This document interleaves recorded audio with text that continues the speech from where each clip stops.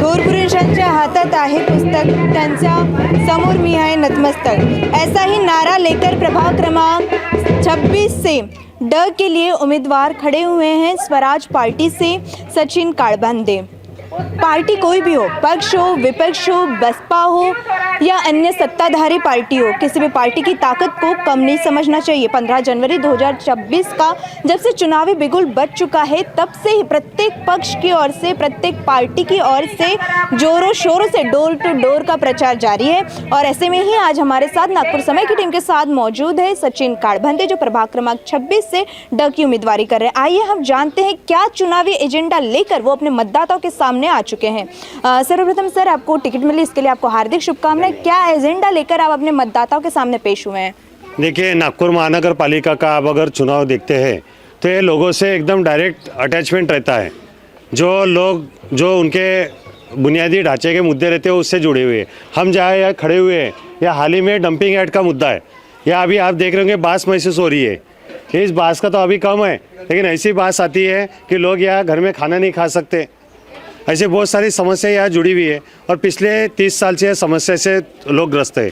इस परिसर में खड़ा होने का एक मकसद है कि डंपिंग एक्ट जो नीरी की गाइडलाइन अनुसार यार कॉर्पोरेशन काम नहीं कर रही, 25 लाख रुपए का हर्जाना उन पर ठोकाया गया ताकि यहाँ पेड़ लगाई जाए। पेड़ से कार्बन डाइऑक्साइड वो लेंगा और ऑक्सीजन छोड़ेगा, इसके कारण ये बदबू कम होगी। ये जो डंपिंग एक्ट का जो सबसे बड़ी समस्या यह है।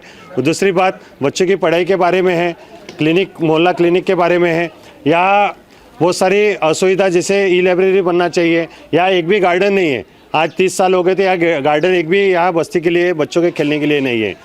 यहाँ बहुत सारी बुनियादी जो सुविधा कॉर्पोरेशन के तहत होनी चाहिए वो नहीं है, और पिछले 8 साल से यहाँ नगर सेवक ही नहीं है, क्योंकि कॉर्पोरेशन ने 8 साल से नगर सेवक चुनाव नहीं होने के कारण लोग त्रस्त है कि कहा जाए। लोगों की जो छोटी छोटी समस्या है, लोग जिससे परेशान है उससे वो त्रस्त है। इसके कारण हम शिव स्वराज पार्टी के माध्यम से मैं प्राध्यापक सचिन काळबांदे इस बार वाटोड़ा प्रभाग 26 से खड़ा हूँ, जो लोगों की समस्या छुड़ाने के लिए खड़ा हूँ। या देखे होंगे कि ये अभी तक घरों को पट्टे नहीं मिले। घर है ये डंपिंग एक्ट के जो बफर जोन डाला हुआ है, इस बफर जोन के कारण NIT ने 3-3 हज़ार रुपये भरने को लगाए लोगों को, लेकिन 3 हज़ार के बाद जो RL डिमांड देना चाहिए, ये घरों की पक्के रजिस्ट्री होने चाहिए, जो अब तक नहीं दिया। ये सबसे अहम मुद्दा ये वाटोड़ा प्रभाग 26 का है।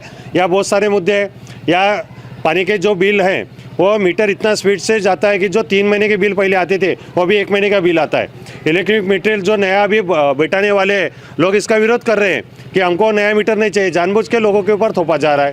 यानी प्रशासन जो है खुद तो भी लोगों की नहीं सोच रहा है, अनदेखी कर रहा है, और ज़बरदस्ती उन लोगों पे वो ज़बरदस्ती कुछ नई चीज़ें लाके उन लोगों को उनके ऊपर वो उलझने बढ़ा रहा है, और लोगों की सुनवाई नहीं है। इस माध्यम से मैं प्रत्याशी के रूप में, और दूसरी बात है कि ये जो रिंग रोड है, रिंग रोड के इधर का प्रत्याशी नहीं है।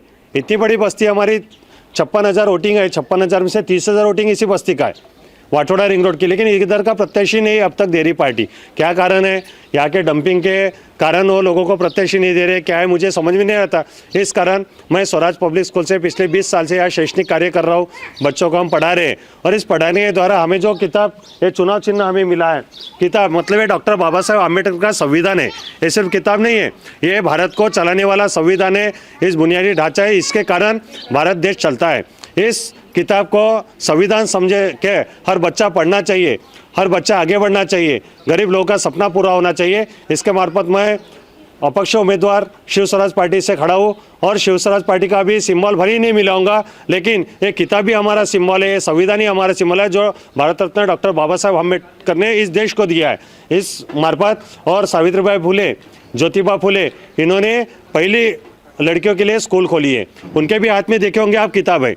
डॉक्टर बाबा साहेब आम्बेडकर के हाथ में भी किताब है। कई संतों के, जगनाडे महाराज जो, तुकाराम जो संतों ने भी किताब का महत्व किया है। यही किताब हमारा चुनाव चिन्ह है, जिससे हम बच्चों में शिक्षा का प्रसार करना चाहते हैं, गौर गरीबों को पढ़ाना चाहते हैं, ताकि वो अपने को बलबूते हुए खड़े हो और अपने माँ बाप का सपना पूरा कर सके। इस पूरे चुनाव में हमारा महत्वपूर्ण मुद्दा है शिक्षा की क्रांति करना।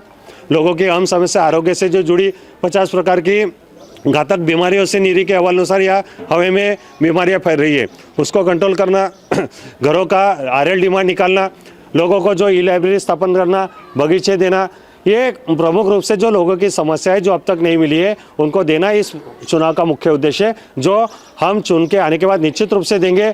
और सतत हम डंपिंग का कई 20 सालों के पहले भी हमने यहाँ बहुत बड़ा आंदोलन किया था और सतत ये कर रहे हैं। आप जनता को पूछ सकते हैं कि हम आज सिर्फ चुनाव में खड़े होकर सिर्फ लोगों को वोट नहीं मांग रहे, पहले भी जनता के लिए कार्य कर चुके हैं और अभी भी कर रहे हैं। और आने वाले समय में आप देखे होंगे जब यहाँ आग लगती है, ये डंपिंग को आग लगती है, अभी भी आग लगी थी कि ये आग का धुआं पूरा लोगों के घरों में जाता है, लोग दिख नहीं पाते। बारिश में यहाँ जो डंपिंग यार्ड का जो बहुत गंदा पानी ये लोगों के घरों में आता है, लोग इतने परेशान रहते हैं, 2-2 फीट 1-1 फीट गंदा पानी यहाँ बारिश में आता है। यानी तीनों ऋतुओं में लोग परेशान रहते हैं, ये पूरी बस्ती परेशान रहती है। और यहाँ की स्मेल जो हवा है प्रदूषित, ये यही नहीं आती, देशपांडे लेआउट वर्धमान नगर यहाँ तक जाती है, खरबी तक जाती है। यानी ये जो डंपिंग यार्ड का जो मुद्दा है ये पूरे वाठोड़ा परिसर में बहुत बड़ा एक कलंक है। ये कलंक को कब दूर सरकार करेंगी, इसके लिए मैं ये चुनाव लड़ रहा हूँ और इसका विरोध करता हूँ कि सरकार ने अब तक ये स्मार्ट सिटी बना रहे, लेकिन स्मार्ट सिटी में ये कचरा घर लेकर स्मार्ट सिटी कैसे बनेगी? लुभावने सपने देकर फायदा क्या है? जनता को बुनियादी ढांचा दो, बुनियादी पहले सुविधा देखो। लोग तकरीबन कौन से परेशानी में वो लोगों तक आते ही नहीं, लोगों की परेशानी नहीं सुनते। लोग जाते हैं तो उनको बोलते तुम्हारा अनधिकृत लेआउट है, वो मंजूर नहीं है, उल्टा लोगों को वो वापस भेज देते। तो प्रशासन उनकी सुनवाई नहीं है, नगर सेवक है ही नहीं, तो ये करेंगे क्या? इसलिए जनता का सेवक बन के जनता के पास आए हो, मेरी वोटिंग की उनको अपील है। आप एक किताब को वोट देकर अपना नहीं अपने बच्चों का भविष्य सुधार सकते हैं। निश्चित रूप से जो 20 साल से हम एजुकेशन का मुद्दा हमने सपना देखा है, एजुकेशन का बीड़ा उठाया, निश्चित रूप से एक दिन सब बच्चों को हम आगे बढ़ाएंगे, उनका उज्जवल भविष्य बनाने के लिए ये चुनाव रूप से प्रमुख हमारा मुद्दा है। आपने जैसे डंपिंग की बात की ही, ये जो वाठेड़ा परिसर में डंपिंग का काफ़ी पुराना मुद्दा है ये, तो आपका पहला कदम क्या होगा अगर आप चुनावी बिगुल में जीत कर आते हैं तो? देखो, नीरी जो है नेशनल साइंस ऑफ इन्वायरमेंट का नीरी का जो अहवाल है उसके अनुसार इस परिसर में सबसे पहले बहुत सारे लाखों पेड़ लगाने चाहिए। या पेड़ लगाए सिर्फ दिखाने के लिए लोग सूख गए।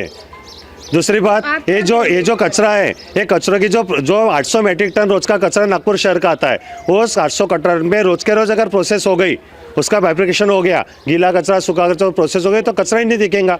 और जो पुराना कचरा जो है वो जो जर्मनी की कंपनी इन्होंने दिया है, भूमि एग्रोटेक को दिया है, तो जल्द से जल्द ये जो पहाड़ जैसे अभी देखे होंगे गैस प्लांट बन रहा है, गैस प्लांट जहाँ बन रहा है वहाँ भी बहुत बड़ा कचरे का डिग था, वो कचरे का डिग आपने 4 महीने के अंदर कैसे ख़त्म किया? और ये डंपिंग यार्ड का कचरा क्यों नहीं ख़त्म कर रहे? तो ये कचरा पहले ख़त्म करना है, ये कचरे का बाइफ्रिकेशन करना है, इसमें पत्थर अलग निकालना है, मिट्टी अलग निकालना है। और जो बाकी जो कचरा है, जो सुरगांव में खदान है, बहुत सारे गड्ढे पड़े हुए, ये कचरा अगर जो मिट्टी पत्थर वहाँ लेके गए तो खदान के गड्ढे भी पूछेंगे। जो हाल ही में पिछले 2-4 महीने में वहाँ बच्चे गिर के कुछ उनका मृत हो गए, तो ये दोनों चीज़ हम साइंटिफिकली कर सकते हैं, जो सोच ही नहीं रहे प्रशासन। ये प्रमुखता से हमारा मुद्दा रहेगा और डंपिंग यार्ड मुक्त वाठोड़ा हमको बनाना है। 8 साल से वंचित नगर सेवक का जो ये एरिया है, इसमें अगर आप चुनावी जीत का एजेंडा विजयी कर लेते हैं तो आप मतदाताओं से किस प्रकार अपील करेंगे कि वे आपको ही चुन कर दें, और ऐसे क्या कारण है कि मतदाता सिर्फ आपको ही चुने? देखिए, सबसे पहले बहुत बड़ा अहम तरीके से एजुकेशन महत्व है। अगर आपको एजुकेशन है तो आप वो मुद्दे सदन में रख सकते हैं, मनपा के हाउस में रख सकते हैं। आज हम देखे होंगे आपका हमने एमकॉम, बीए, डीएड, बीजे और एलएलबी भी कर चुके हैं। हमें कायदे का भी नॉलेज है, हमको किताब पढ़ के उसको किस प्रकार से सुचारू प्रशासन को बताना है, ये प्लान कैसे बताना है, नीरी के कैसे बैठक लेना है। आज तक किसी नगर सेवक ने नीरी के साथ बैठक नहीं ली। हम बिना नगर सेवक रहते हुए भी नीरी के साथ बैठे, पद्माराव मैडम थे, उनके साथ बैठे, वहाँ मशीन लगाई, या सर्वेक्षण किया और सर्वेक्षण करके पूरा यहाँ के साइंटिफिक रिसर्च किया। तो हम ये चाहते हैं कि हम रिसर्च के तौर पे इस बुनियाद को लेके जाए, और रिसर्च के तौर पे ही ये इतना बड़ा प्लांट हट सकता है। बिना रिसर्च सिर्फ बड़े वादे करके ये प्लांट हट नहीं सकता। ये साइंटिफिकल तरीके से जिसका बुनियाद इसके पास सही है, जो इसके पास प्लानिंग, हमारे पास इसका पूरा प्लानिंग है, साइंटिफिकली तरीके से इस कचरे को 4 महीने के अंदर पूरी तरह से हम खत्म कर सकते हैं। ये पूरी तरह से प्लानिंग हमारे पास है। नागपुर समय के माध्यम से आप अपने मतदाताओं को क्या आह्वान करेंगे? मेरे पूरे मतदाताओं, माता बहनों को, बच्चों को, हमारे बुजुर्ग वर्गों को एक अपील है कि आप इस बार हमारे खुली किताब को आप जिता के दें। खुली किताब ये पुस्तक है, पुस्तक को एक बार आप जिता के दें। ये जीत मेरी नहीं, ये भारतीय संविधान की जीत रहेंगी, ये आपकी रहेंगी, आपके बच्चों के भविष्य की जीत रहेंगी। और आने वाले समय में निश्चित रूप से हम 24/7 जनता की सेवा करने के लिए तैयार है। मैं मतदाताओं से ये अपील करता हूँ, प्राध्यापक सचिन कालपांडे, कि आप एक वोट हमारे इस पुस्तक को ABCD 4 बैलेट मशीनें, हमारे D में 12 कैंडिडेट खड़े हैं सर्वसाधारण वर्ग में, उसमें 11वां नंबर हमारा पुस्तक का है। कालवंडे सचिन शंकर हमारा ये नाम है। आप एक बार इस किताब के ऊपर ध्यान रखकर, पढ़ाई के ऊपर ध्यान रखते हुए बच्चों के भविष्य के लिए एक बार जरूर इसको चुनवाएं और आने वाले समय 5 साल आप सुकर रूप से, आप निश्चित रूप से मैं वादा करता हूँ, ये डंपिंग यार्ड निश्चित रूप से 4 महीने के अंदर मैं हटा के दिखाऊंगा।